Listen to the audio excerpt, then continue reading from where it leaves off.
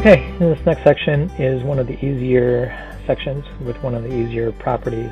But before we get there, I'm going to go ahead and go after this first problem up above in the daily vitamin section. And basically it's talking about the ratio. It's a pretty common problem with subs and comps, so I just want to make sure that we go over it. It says that the ratio, and when we're talking about ratios, we're talking about fractions. Okay, of the supplement of an angle to the complement of an angle. So when we're talking about supplement to the complement, it's going to be supplement is 180 minus x, to the complement is 90 minus x, like that. So that's talking about the ratio. Is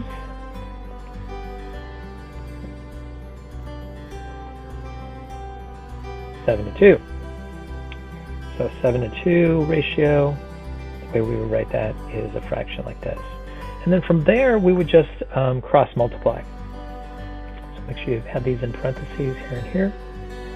Cross multiply like this, because when you have a fraction equal to a fraction, you can do that. And so now it's going to be 2 times 180 minus x equals 7 times 90 minus x.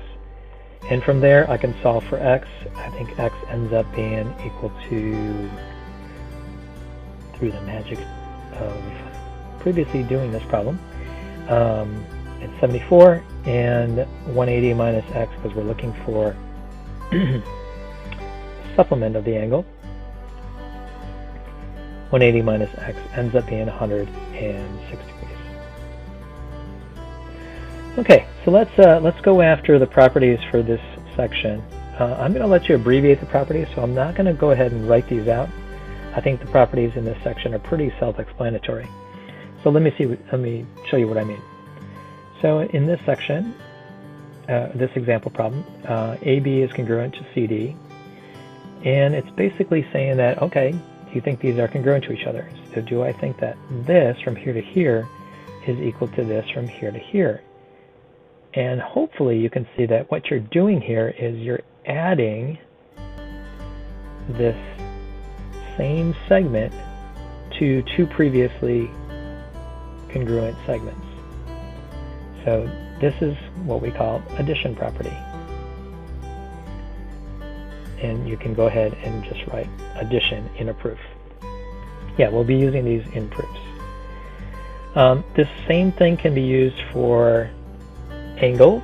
So if this angle is congruent to this angle, then I know that this angle must be congruent to this angle, because what I'm doing is I'm adding this middle angle to these 2 previously congruent angles, and therefore they're congruent to each other. Okay, you can do subtraction property with the same type of deal. So if I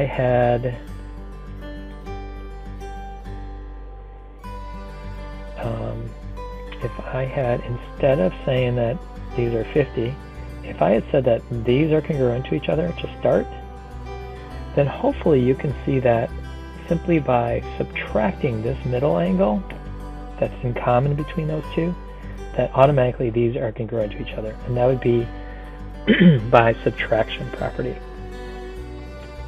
Alright, I think it'll make more sense if I go ahead and do a proof here. So let's try that.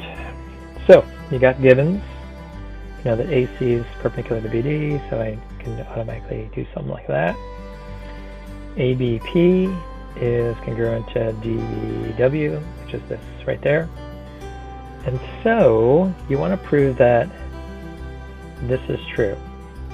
And hopefully you can see that that is true, because I'm going to basically take this angle and subtract it from this right angle, so that I get this congruent to this. Alright, so let's write that out. So step 1, AC is perpendicular to BD. Yeah, let's go ahead and put this, let's combine this. ABP congruent to angle DBW. Probably shouldn't have done that, but it's okay.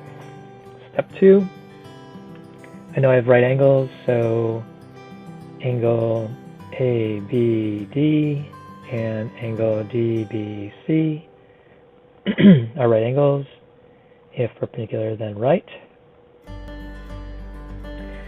Step 3, I know that the right angles are congruent to each other, A, B, because I need these to be congruent to do a subtraction. So angle DBC. Right angles are congruent. Step 4, so now I can take the fact that I know this is congruent and this is congruent, and I can subtract the given angles from the angles that we found to be congruent angles, the right angles. And so angle PBD is congruent to angle WPC because of subtraction. Okay, you can probably write SUBTR if you want for subtraction, that's fine, just don't write sub, so that when we do substitution property, it doesn't get confused. Okay, and then the next part here, you're trying to prove that PBW is congruent to DBC, DBC. And hopefully you can see that that comes about because we just proved in step 4 that these two angles are congruent to each other. And then I'm just going to add this middle angle right here to the two previously congruent angles, the green angles. So now I can jump straight to this step here. Angle PBW is congruent to angle DBC, and that's just going to be by addition property. And that's it. Not too bad, right? Let's jump to the back side. Let's try a couple more proofs. Okay, here we are on the back side. Again, marking diagrams. So we're starting out with I as the midpoint of NY. So I know it's the midpoint, which means that these are congruent to each other. NG is congruent to RY. CG, where's CG? CG is congruent to CR. And I'm trying to prove that the tall triangles are congruent to each other. So because I'm trying to prove those tall triangles congruent, I probably need this reflexive down the middle here. Okay, and hopefully you can see that these are going to be congruent to each other. So let's try this. Okay, so step 1, I is the midpoint, NY. Given. Step 2, I know that NI is congruent to IY, because if I have a midpoint, right, if I have a midpoint, then that will give me two congruent segments. Step 3, let's throw in the reflexive. CI congruent to itself. CI congruent to CI, reflexive property. Step 4, let's change the color here, these guys. Step 4.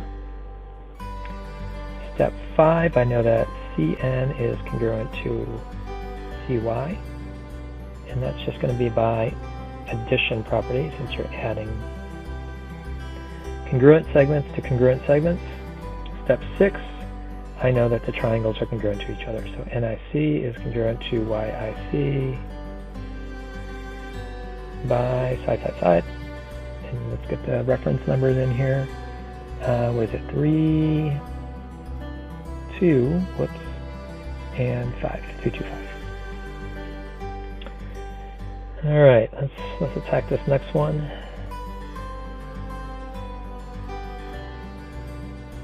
All right, so WIL is a right angle, and this is a right angle. JIL is, well, what are we trying to prove here? We've got a lot of information. OWI, so we're trying to prove that this is congruent to this. So let's get all the information here. JIL is this one, is congruent to this one. So right away, hopefully I can see that, well, it's either I can use comps of congruent angles are congruent to get these congruent to each other, or I can do subtraction property, right? Since we're in the addition subtraction unit, let's go ahead and do subtraction. And then I know that, let's try a different color here. WOI, which is this angle, is congruent to this angle right there. Okay, that'll be useful, obviously, hopefully, obviously. And I know that CO is congruent to JI right here. And what would be really useful is if I can just get the entire length. So if I can combine this little piece to those two blue segments, and that's going to be by addition property, right? So I can get CJ congruent to OI by adding that middle dot to these segments right here and right here that are congruent. Okay, and that'll give me, I know I got the green angles, green dots, and I got the green dot angles, and I got the red angles, and I got the blue segments. So it's going to be angle, side, angle. All right, so let's write this out. Right angles, let's again write those out and hit the test or quiz, please. I can say they're congruent to each other because I'm going to use subtraction. WIL is congruent to angle LCW. That's just right angles are congruent. All right, JIL congruent to angle OCW. It's just given. By subtraction, I know that the dots, the green dots, so angle WIO is congruent to angle LCO by subtraction. Okay, again, I'm subtracting the congruent angles from the right angles that are congruent to each other. Okay, so that's going to give me an angle. Let's put that A next to it. Let's do the sides next. CO is congruent to JI. That's given, which means that if I add this middle segment, OJ, I can get CJ is congruent to OI by addition property, adding that middle segment. And then step 7, let's go after the green, let's see, the givens. I got angle WOI congruent to angle CJL, which is given. Let's see, this is the segment, this is the angle, so the triangles are congruent. OWI is congruent to triangle JLC by angle, side, angle. 4, 6, 7. And I think I'm going to stop there. All right, give the problems a try. Take care.